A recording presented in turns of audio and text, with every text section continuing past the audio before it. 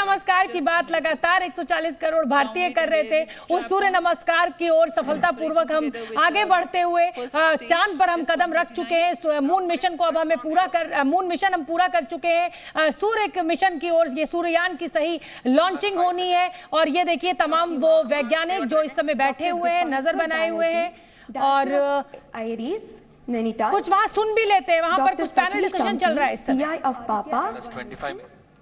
Dr. Durgesh Tripati, PI of SUIT, Dr. Dipankar Banerjee, Director of IRIS, Nainital, Dr. Satish Tampi, PI of PAPA, and Dr. Vipin K. Yadav, PI of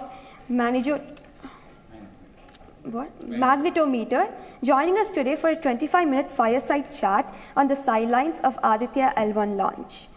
To start with the principal scientist and PI of SOLEX, Dr. Sankara Subramaniam, why is Aditya L1 mission so important and what are the objectives of this mission? Thanks a lot. I mean, first of all, let me तो लगातार हम ये भी दिखा रहे हैं, सचिन भामा जी ने हमें समझाया, प्रणय उपाध्याय भी मेरे साथ लगातार बने हुए हैं। प्रणय, लगभग 19 मिनट का वक्त हो चुका है, बल्कि ज्यादा हो चुका है। 50 पर ये लॉन्च हो गया था और 26 मिनट का लगभग ये वक्त बीत चुका है। ये रॉकेट हवा में है और तीसरा चरण सफलतापूर्वक पूरा कर लिया गया है।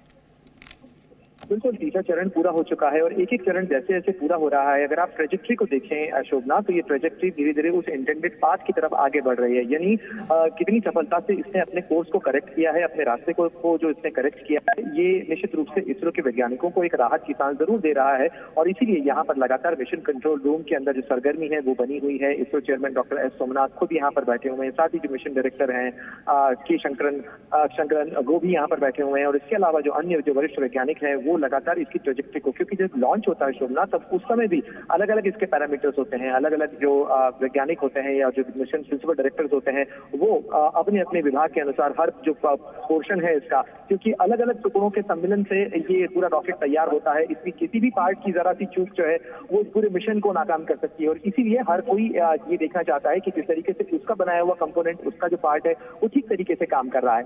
बिल्कुल ठीक है, बिल्कुल ठीक है प्रणय। और ये लगातार ये ग्राफ हम अपने दर्शकों को दिखा रहे हैं, इसमें जो रिलेटिव वेलोसिटी है वो भी दिखाई दे रही है, किस तरीके के कितने एल्टीट्यूड पर इस समय ये है, कितना इसके जो डिग्रीज हैं, कितने डिग्री पर ये इस समय फ्लाई कर रहा है, सारी जानकारी जो है वो इसरो के इस ग्राफ में दिखाई दे रही है। लेकिन देखिए मेरे साथ एक ज्योतिष भी स्टूडियो में मौजूद है, वो बहुत देर से इस विज्ञान को सुन रहे हैं, इसलिए अब मेरा उन पर आना बहुत जरूरी है। और अरोड़ा जी, मुझे लगता है कि आज इस मिशन पर सूरज की जो दशा थी वो बिल्कुल उपयुक्त थी और इसीलिए ये मिशन जो है वो सफलता की ओर बढ़ रहा है। मेरे को लगता है जो जिस समय पे हमें लॉन्च किया है, ये वाला जिस समय पे हमने लॉन्च किया है वो बिल्कुल सही टाइम लिया गया है। हाँ। उस समय वृश्चिक लगन है, लग्नेश बहुत अच्छा बैठा हुआ है, 10th हाउस बहुत अच्छा है। हाँ। तो ये मिशन बहुत सक्सेसफुली अपने काम पर जाएगा और बहुत बढ़िया तरीके से होगा सब कुछ। तो बिल्कुल, तो इसका मतलब जो मैं ये कह रही हूँ कि भाई सूर्य की दशा जो है वो इस मिशन पर बिल्कुल चुस्त दुरुस्त है। तो अब ये बताइए कि 4 महीने का वक्त इसको लगेगा L1 पॉइंट तक पहुंचने में, जब ये पूरी तरह से सफल होगा। तो आज आपका ज्योतिष क्या कह रहा है? क्या ज्योतिष कह रहा है ये बिल्कुल 100% सक्सेसफुल होगा ये मिशन।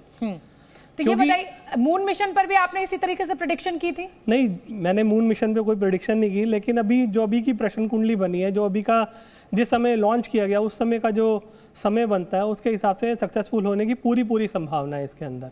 चलिए, ये तो बहुत ही अच्छी बात है। देखिए, विज्ञान जो है वो ये कह रहा है कि साहब हमने इस चुनौती को स्वीकार किया, हम इस पथ पर आगे बढ़े और इसे हम सफलतापूर्वक पूरा करेंगे। लेकिन जो ज्योतिष है, जो अपने आप में एक पूरा विज्ञान है, वो भी ये कह रहा है कि इस समय जो दशाएं हैं, जो प्रश्नकाल में जो प्रश्न उठाया गया वो सफल होगा। सचिन भामा जी, ये अब मुझे लगता है 26-28 मिनट का वक्त हो चुका है और अब ये मतलब जिसे बधाई एक तरीके से कहा जाता है इसरो की तरफ से, वो उसमें कितना इंतजार और करना होगा? नहीं, अब इंतजार की जरूरत नहीं है। हम लोग बिल्कुल अपने ट्रेजेक्ट्री पे यहाँ अपने 2 ग्राफ देख रहे थे, हम दोनों ग्राफ के पॉइंट्स आपस में बिल्कुल मैच हो रहे हैं। जो ऊपर वाला ग्राफ था वो हमारे को टाइम वर्सेस वेलोसिटी दे रहा था, एक तरफ हम लोग ऑल्टीट्यूड वर्सेस टाइम देख रहे थे। दोनों ग्राफ बिल्कुल सही दिशा में चल रहे थे, बिल्कुल बढ़िया चल रहे थे। तो मुझे नहीं लगता कि अब हमारे को बधाई देने में कोई दिक्कत है। अब सिर्फ इसी सेपरेशन का एक पॉइंट है। मेरी जो चिंता रहती है वो सिर्फ इसलिए रहती है क्योंकि छोटी छोटी जगहों पे बहुत कॉम्प्लिकेटेड मैन्यूवर होने हैं, तो वो ठीक से हो जाएं। अदरवाइज आप अगर इसको ये समझें तो इसरो ये इतनी बार कर चुका है कि मेरे को लगता है कि मुझसे ज्यादा तो रिलैक्स इस वक्त इसरो के साइंटिस्ट वहां बैठे होंगे, लेकिन यहाँ पे एक विज्ञान समझने वाले प्रचारक के रूप में मेरे को बार बार रहता है कि यार अब ठीक से पेलोड चला जाए। चर्चा को आगे बढ़ाएंगे। यहाँ पर जो वैज्ञानिक मेरे साथ स्टूडियो में मौजूद है वो कह रहे हैं कि बधाई दी जा सकती है। अभी तक जो कहा जाए कि मोस्ट क्रूशियल स्टेज होती थी उसको ऑलमोस्ट पार कर लिया गया है। इस PSLV रॉकेट के द्वारा ये मिशन सफलतापूर्वक अपनी उस ट्रैजेक्टरी को पकड़ चुका है और एक तरीके से अब बधाई देने का वक्त आ गया है। कौन जुड़ रहा है मेरे साथ? एक बार राम श्रीवास्तव जी मेरे साथ जुड़ रहे हैं। राम जी, हमने तो मून मिशन भी आपके साथ चर्चा की थी और अब 28 से 29 मिनट का वक्त हो चुका है और जो स्टूडियो में मेरे साथ वैज्ञानिक है वो कह रहे हैं कि भाई अब बधाई दे देनी चाहिए। अब जो चुनौती है वो L1 पर पहुंचना है, लेकिन अभी फिलहाल जो first, second, third, fourth stage है वो ऑलमोस्ट सक्सेस की ओर है। बिल्कुल सही बात है, क्योंकि PSLV हमारा जो है बड़ा विश्वसनीय लॉन्च व्हीकल है और इसमें किसी तरह की कोई गड़बड़ होने का सवाल नहीं उठता।